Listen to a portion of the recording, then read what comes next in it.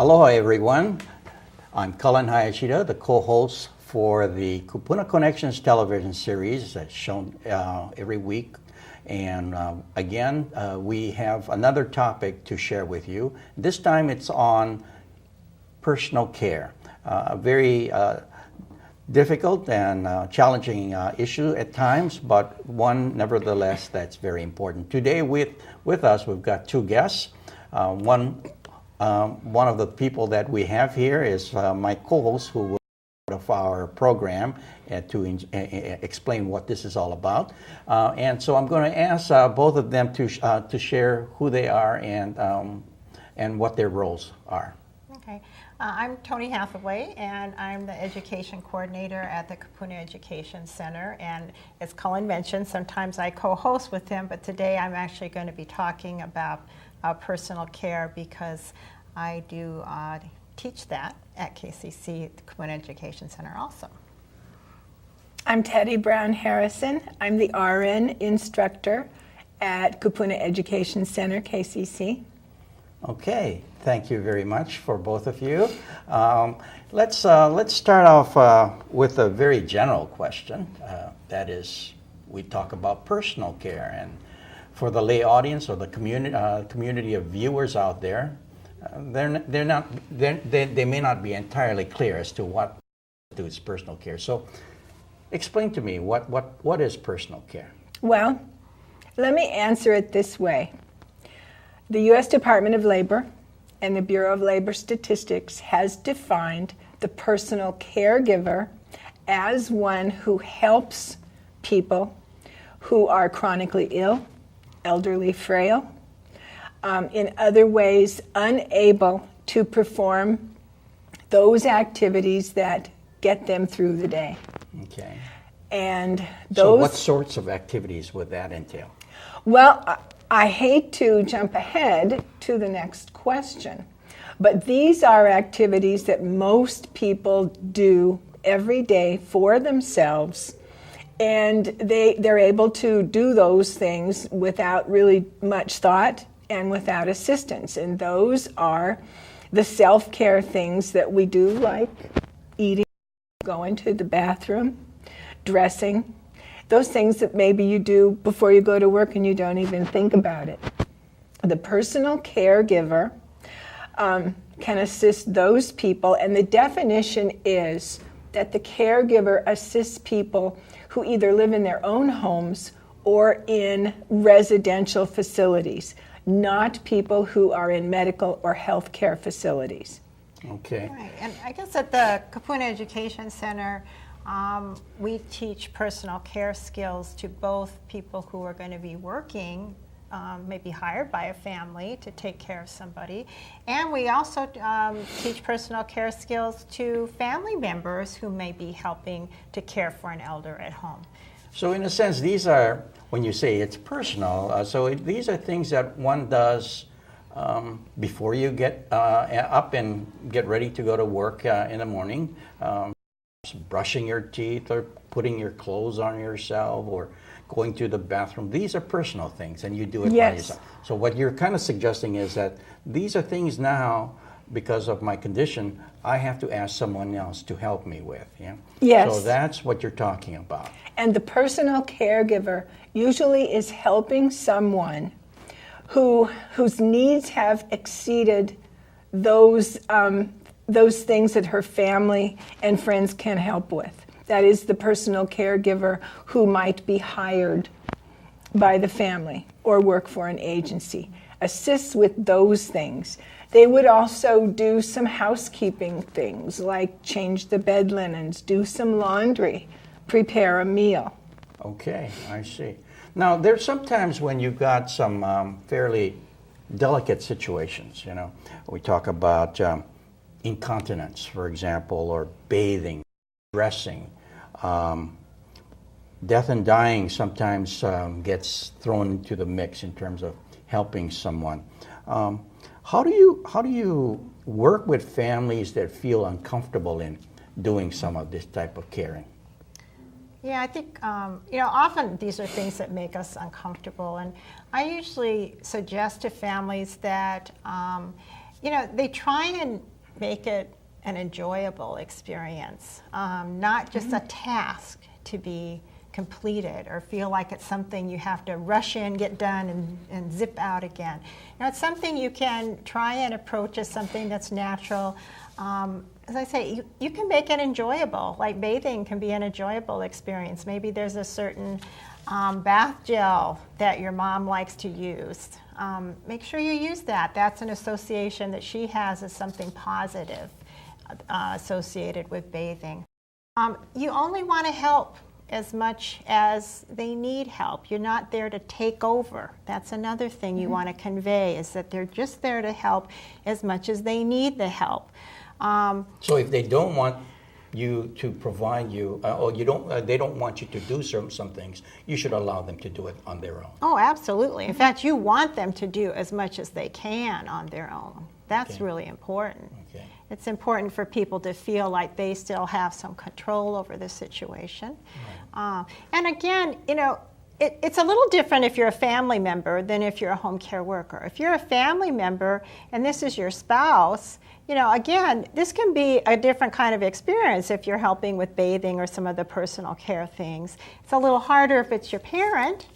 And again, you kind of want to, in that case, then you want to maybe be a little more matter of fact, say, well, Dad, you and I are in this together.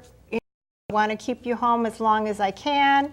Let's see how we can work out, this kind of a, skill together, whatever it might be. If you're a home care worker, you got to build a relationship with that person. You don't just zoom in the door and say, okay, I'm going to take your clothes off and pop you in the bathtub. You got to start getting to know them, build a relationship, right? And trust, I guess. Right. And Tony's right when she says that it's difficult if it's your parent. It's sometimes harder for the caregiver, if it's a family member, to approach situations like that. And what I like to do are two things. First, I like to teach them the right way, or one of the right ways, to do the task. The right way to help someone with a bath, the right way to feed someone.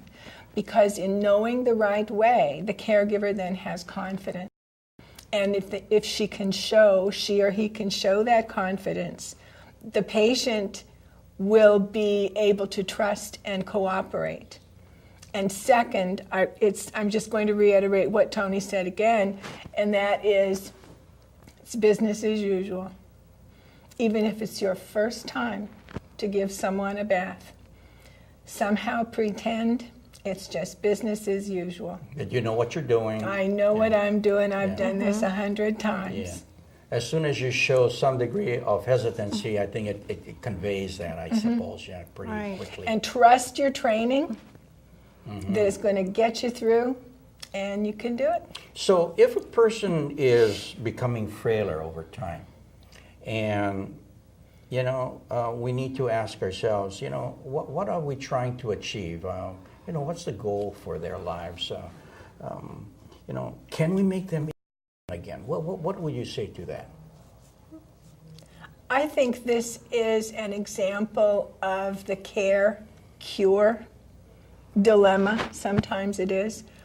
After a person has a stroke or a heart attack, they're discharged from the hospital, we hope, and they go home and their care enters a rehabilitation or cure mode.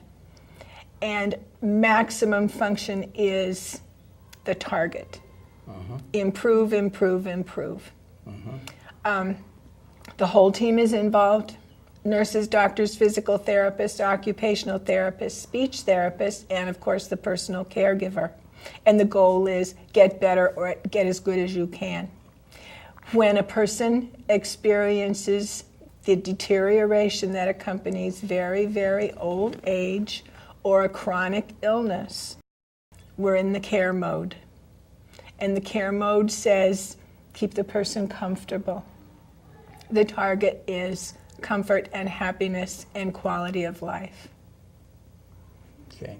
So basically, we try to achieve a maximum amount of independence as possible, And if there is no more that we can achieve, then that's fine, and we try to just allow them to stay there for as long as possible, as far as their level of, well, you know, if a person obviously is quite frail and can no longer stand and run again, that's okay, but we want to kind of respect that, right? Yes. That's what you're trying Well, to suggest. and I guess, and there's a whole range, right? I mean, you might be going in to help somebody who just needs a little bit of help. You know, maybe they can take a bath as long as you set everything up for them and help them. You know, if they have some mobility problems, maybe they need help getting into the bath. But then they can take over themselves. That's fine. You want them to be able to do that. There might be someone, you know, completely at the other end that you need to give a full bed bath to, in which case you're going to be a lot more involved. Yeah, yeah. Okay. Now, let's turn to, you know, one of the words that one oftentimes hear with reference to caregiving and personal care is a word called activities of daily living, you know. And sometimes it's referred to as ADL. Right. Now, what is this anyway? Right. Well, you know, the activities of daily living, that's sort of a phrase we like to use in the healthcare system, I guess. And really what it means is some of the things that Teddy talked about. It's about being able to get up, get around, walk around, get to where you're going. It's getting up, brushing your teeth in the morning. It's washing your face, bathing. It's being able to eat, get a meal, getting yourself dressed. It's all those things that we kind of think of as those activities of daily living. What do you do once you get up in the morning and throughout the day? Right. And part of those are considered personal care activities. And I think we even have a slide that to get started with on Yeah, I think we have one of these. slide Yeah. with reference to this one here. And what this is showing is putting a gait belt on somebody. And often we use gait belts to if somebody has a problem with mobility, meaning that they need some help getting up and down, getting out of the bed, into the chair, maybe some assistance with walking. And you also would put a gait somebody if they need that kind of help with dressing. If you're going to be standing them up, you want something to hold on to besides the person. I see. So activities of daily living just refers to this ability to do some very basic things that we should all be able to do by the time, let's say, we're 10 years old or so, I suppose. Yes. In terms of eating by yourself or walking by yourself or going to the bathroom by yourself. And I suppose, so this means that we're independent in these things. Yes. Yeah. Right. Okay. And again, there might be a whole range in terms of what people are able or not able to do. You know, a lot of elders, you know, maybe they can dress themselves, but they can't get their socks and shoes on.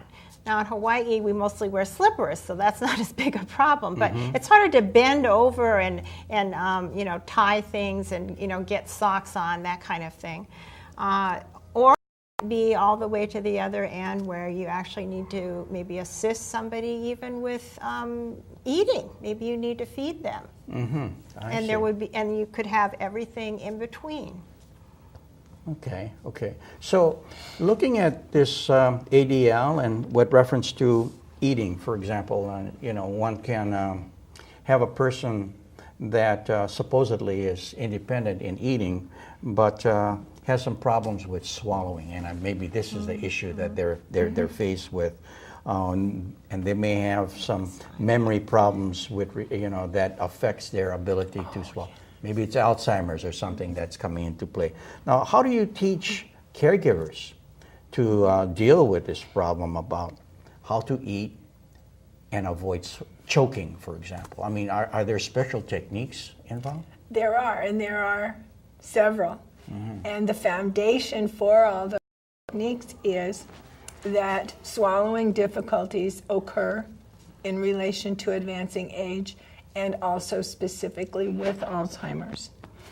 And dysphagia is the term, phagia is the term, and there are ways to avoid it or for as long as possible. The most important one, I think, is to realize that thin liquids, water, broth, that sort of thing, are harder to swallow and carry a risk of choking more than thickened things like cream soups. And there are thickeners that the caregiver can get to add to a beverage.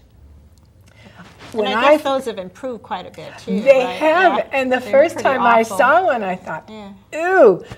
But the patients get used to them, and they will drink, surprisingly, they'll just drink iced tea, thick iced tea, Thick iced tea, a yeah. thick glass of ice water. It helps in preventing choking. Yes, and they love it because they don't have to worry about choking, and they'll just drink it right down. Is that right? And it amazed me.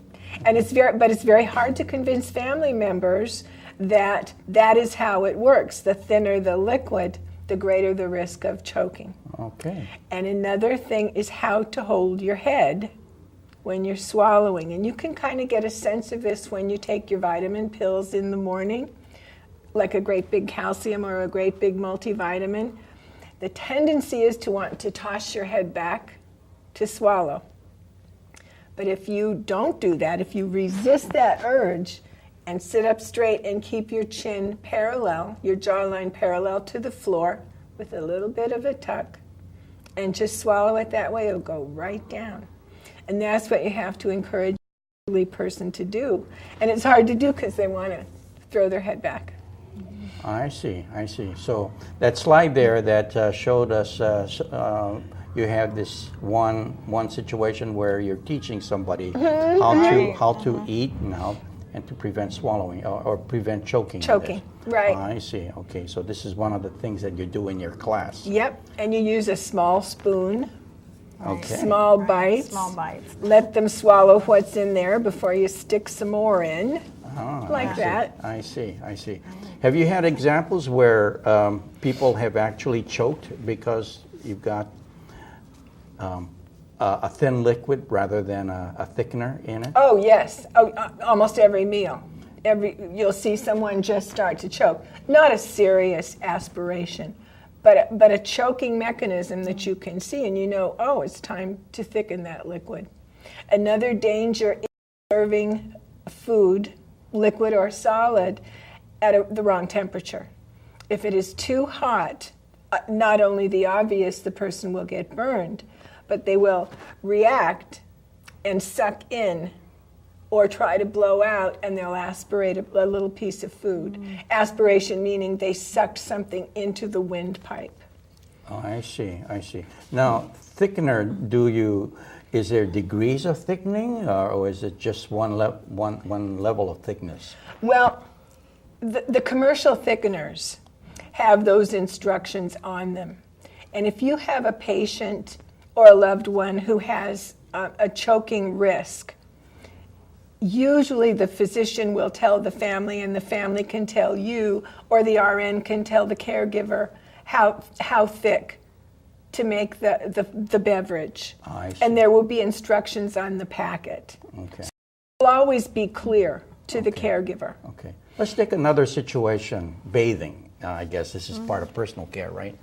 So a person says, okay, Mom, it's time to take a bath, or Dad, it's time to take a bath, and this is okay. And then when you actually go to the bathroom and start the process of undressing him or her, you got resistance, yelling, or you got some combativeness. What do you do in a situation like that? Well, you want to, I guess, first of all, when you're going to do bathing, you want to have everything set up, ready to go. Yes. That's a key thing, so you get everything ready. And then what you want to do is try to, pick a time that is ordinarily good for the person. Sometimes you can avoid that kind of a situation where people are really upset and combative if you really pay attention and give them control over the situation, okay? Now, this is not somebody with dementia or Alzheimer's disease. This is someone that, maybe just wants more control over their life. So you want to try and give, them a bath at a time that they like to take they a like. bath. You know, some people like to get up and take a shower or a bath Right. in the morning. Others are used to taking it at night. You Right. try to accommodate that as much as possible. You know, if they really don't want to, you can ask them about it. It always helps to, you know, have a conversation, find out what's going on instead of just making assumptions about it. Right. Some people, especially if if they have dementia or Alzheimer's disease, again, you have to kind of set the tone, be very gentle, say, okay, let's go together. You know, you're going to help out with the bathing situation. If you know that they are really bothered, say, by having their hair washed, sometimes that really scares older people, or it bothers them because the water gets in their ears or their eyes. Then you know, there's some products you can use that are waterless that might be helpful, or you can make sure that you know, they hold a washcloth over their eyes. Very helpful. Temperature is really important. That's a really key thing when you're bathing is people get cold. So, you know, you either need to try and keep them covered up some, make sure that, you know, the windows are closed, the bathroom is warm. You don't have a all breeze of going those through. things. Right, Right. Yeah. Right. So there can be lots of reasons why somebody does not, you know, like that bathing experience when they need help. Okay. So yeah, so we've got to a certain extent, I guess there's a little bit of experimentation too, and Yes. and listening to what our parents or our loved ones are telling us too. I guess that's important. I have an auntie, who, my mother's sister, whom I have adored forever. She is now 93, lives in California, and my cousin, her daughter, is the one who is the caregiver, although they're not together 24 hours a day. And my cousin Susie called the other day and said, Mom's hygiene is terrible. She just will not take a shower. I don't know what the problem is. She's good at everything else. I mean, the woman still drives, even, which is a separate story, but she still drives.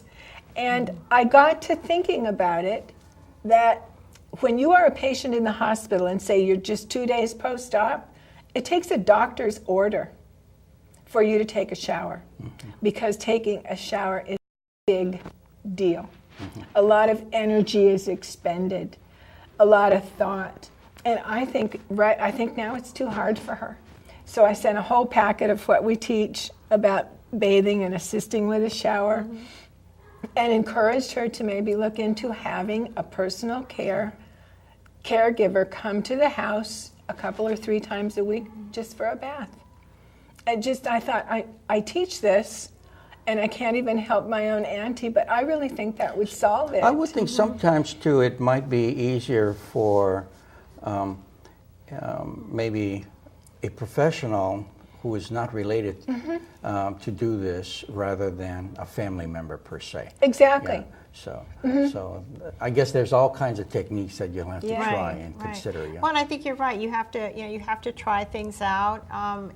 I think the other thing about bathing is we often, and here, especially in Hawaii, people often bathe every single day. Yes.